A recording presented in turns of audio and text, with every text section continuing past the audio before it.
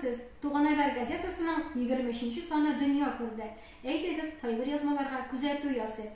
Кулларында ут уйната Иванай җегетләре дигән язмада Балык Бистәсе районының Иванай авылыннан Владислав Егоровның төзүче, умартачы, эреклек ябыштыручы, балта остасы һөнәрләрен үзләштерү турында укый аласыз. Тырыш егетнең кечкенә генә үзенчәлеге бар. Ул бераз колакка каты. Дөньяның бар тавышын аппарат ярдәмендә ишетә. Шулай да Владиславның ясаган җиһазлары, ул башкарган ремонтлау эшләре бик сыйфатлы һәм күпләрдә кызыксыну уята. Микулай монодрамасы татар театры өлкәсендә һәм керәшеннәр тормышында бу елның зур вакыйгасына әверелде.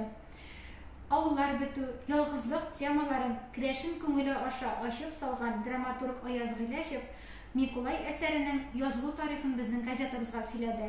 Без барыбыз да Микулай хәлендә дигән язмада Аяз Гыйләшевнең бала чагы үткән югары баграж һәм якын дуслары турында искә алына.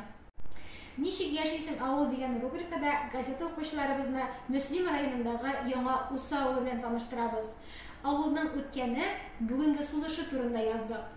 Элек-электән керәшеннәрне яхшы имчиләр, яки русчалап әйткәндә знахарь дип атаганнар. Безнең борынгы мәҗүси карындашларыбыз көчне, сәламәтлекне табигатьтән алганнар. Нинди генә авыру булса да, аны табигать байлыклары белән давалый белгәннәр. Бүген көндә ышан имләүче, арпа, кайрак имләүче имче әбиләребез инде юк диярлек. Бүгенге санда газета укучыларыбызны Чистай йөзенә кергән керәшен авылларындагы төрле авыруларны давалаганда кулланылган им-туннар турында яздык. Бик кызыклы мәкалә килеп чыкты. Шулай ук безнең газетабызда Татарстанның халык артисты профессор Лидия Әхмәтованың 30 еллык иҗатына багышланган кичәдән репортаж, керәшен җегетләрен җыла белән армиягә озату күренешләре, шулай ук ураза ашлары турында да укый аласыз. Әлеге сан һәрберегезгә дә бик ышанып калабыз. Хөрмәтле карындашлар, подписканың иң кызган чоры. Безнең газетадан аерылмассыз, бергә булырбыз дип ышанып калабыз.